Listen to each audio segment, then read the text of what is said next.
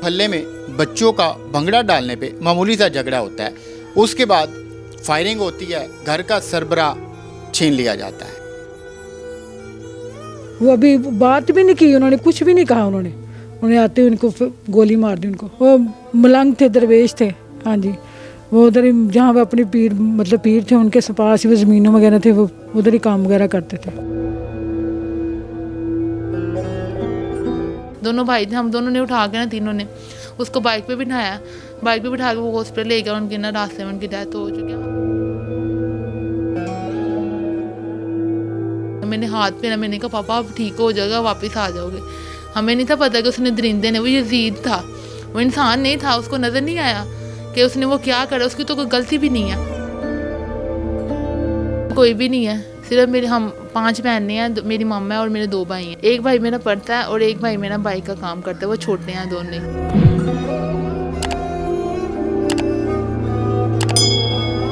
अस्सलाम वालेकुम, मैं ज़ुबैर रहमान। आज की बड़ी ख़बर लाहौर से है, जहाँ मेरे साथ एक माँ बैठी है, एक बेटी बैठी है।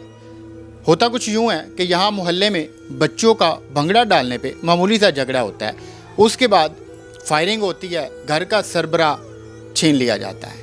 ये सारा वाक़या क्या है, वो माँ भी मेरे साथ मौजूद है, वो बेटी भी मेरे साथ मौजूद है, जो कि रो रही हैं। यहाँ आप लोगों के सामने इसलिए आई हैं कि इन्हें इंसाफ चाहिए। ये सारा वाक़या कैसे हुआ, इन्हीं से बात करते हैं। पहले तो माँ जी, बड़ी अफसोस वाली बात है, हम भी दुख की इस कड़ी में आपके साथ बराबर की शरीक हैं। क्या हुआ ये सारा वाक़या? दाता का मेला था और बच्चे नीचे भंगड़ा वगैरह डाल रहे, ढोल वगैरह बज रहे थे और मेरे बेटे ने हटाया। छोटे बच्चे थे, उनको हटाया पर वो नहीं हटे। उन्होंने गाली निकालनी शुरू कर दी और वो नहीं हटे। बाद उस मेरे बच्चे ने थप्पड़ मार दिया, दानियल ने। वो बच्चे जो नहीं हटे, उसने अपनी मामा को बुला लिया कि मामा ये सिर्फ लड़के ने हमें थप्पड़ मार दिया। इसी में उसने हमें भी गाली निकालनी शुरू कर दी। मैंने बड़ी कोशिश की है कि रफा दफा हो जाए काम, पर वो नहीं बाज आई। थोड़ी देर बाद उसने अपने यार को बुला लिया, खुरम को।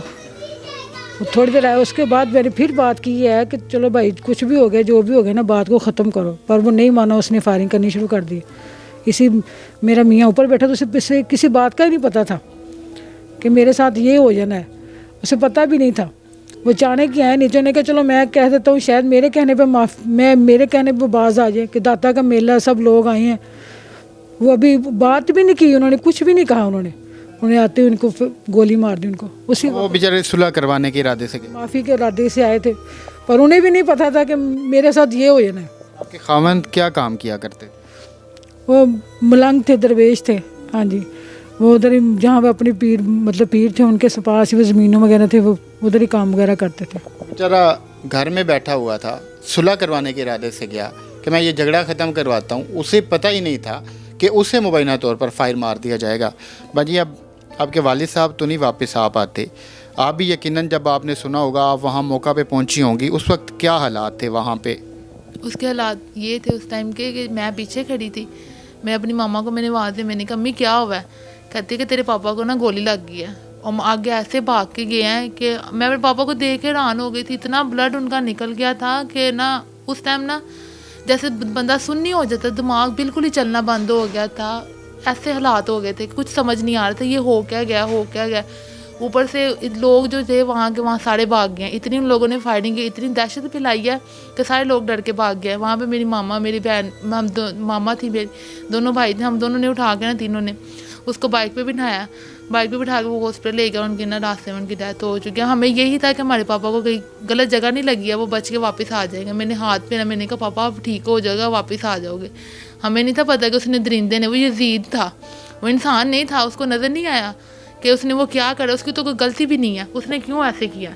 आप इस बेटी के दर्द का अंदाज़ा लगाएं कि जो बाप को बाजू में पकड़े ये कह रही होगी कि पापा आप ठीक हो जाओगे, आप वापस आ जाओगे, लेकिन इसे नहीं पता था कि वो बाप किस हालत में वापस आएगा। मुलजिम पकड़े गए हैं? नहीं, अभी तक नहीं पकड़े गए, भागे हुए हैं वो। थाना दाता साहब में FIR वगैरह करवाई हुई? हाँ जी, उधर ही करवाई हुई है। क्या कहती है पुलिस? कुछ भी नहीं, वो भाग गया है। वो कहते हैं कोई बात नहीं, पकड़े जाएंगे। इन्होंने इधर ही आना, इधर भाग के कहाँ जाना है उन्होंने ना, तो इंशाल्लाह पकड़े जाएंगे। बस कोशिश कर रहे हैं हम लोग ना। क्या अब मुतालबा क्या है, आप क्या चाहते हैं? हमें ना इंसाफ चाहिए है, हम ना कानूनी कार्रवाई कर रहे थे, शरीफ लोग हैं, हम इज़्ज़त के साथ ही कर रहे थे। हम लड़कियां बाहर तो जा नहीं सकती हैं, कहाँ पे जाएं कहाँ पे जाएं। पुलिस वाले अभी तक, मैं थाने में नहीं गई, मेरी मामा ही गई हैं, तो उन्होंने ना आगे से इतना अच्छा रिस्पॉन्स नहीं किया जैसे उनको करना चाहिए था। कि इतने 4 माह हो चुके हुए हैं, किसी एक बंदे को तो पकड़ना चाहिए था। अब जब से वो भाग के उसकी ज़मानत कैंसिल हो गई है, पहले उसने ड्राइव के वो ये सब कुछ देख चुका है, उसने फेस किया हुआ है, वो ये सब रास्ते जानता है, क्योंकि उसने पहले भी 2 ऐसे वकूए किए हुए हैं। अभी इस घर में मुझे सिर्फ ख़वातीन दिखाई दे रही हैं, मर्द कोई नहीं है जो आपके साथ जाए, जो ये सारे मामलात को देखे? नहीं, कोई भी नहीं है, सिर्फ मेरे हम 5 बहनें हैं, मेरी मम्मा है और मेरे 2 भाई हैं। जो 2 आपके भाई हैं वो छोटे हैं, वो क्या करते हैं? एक भाई मेरा पढ़ता है और एक भाई मेरा बाइक का काम करता है, वो छोटे हैं दोनों। जो भाई पढ़ता हो या फिर मोटरसाइकिलों का काम सीख रहा हो या कर रहा हो, उसे क्या पता हो कि कानूनी मामलात क्या होते हैं, कैसे थानों में जाया जाता है, कैसे इंसाफ लिया जाता है या फिर किससे लिया जाता है। तो अभी ये इज़्ज़तदार लोग हैं, ये बड़ा मुश्किल होता है किसी भी इज़्ज़तदार ख़ातून के लिए कि वो इस तरह मीडिया पे आए, इस तरह सारों के सामने आए।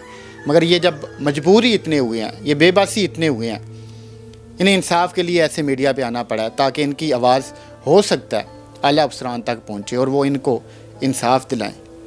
इस माँ का खामंद वापस नहीं आ सकता, इसके ये आंसू शायद खुश्क हो जाएं, लेकिन होंगे उसी सूरत में जब इनके मुल्ज़मान को सज़ा मिलेगी। अब इस बेटी को बाप का वो वाला साया नहीं मिल सकता, मगर सिर्फ उसको साए का एहसास उस वक्त हो सकता है जब इनके जो मुल्ज़मान हैं वो गिरफ़्तार होंगे और उन्हें भी वैसी सज़ा मिलेगी जैसी ये चाहते हैं। अल्लाह करे ये जो इनके केस के तफ्तीशी साहब हैं उन्हें कुछ एहसास हो जाए इन लोगों की मजबूरी का। तो ये थी आज की वीडियो। अल्लाह पाक आपके हमारे हम सब के हाल पे रहें फरमाए। इंशाअल्लाह इनको ज़रूर इंसाफ मिलेगा। मिलते हैं किसी और वीडियो में। अल्लाह हाफ़िज़।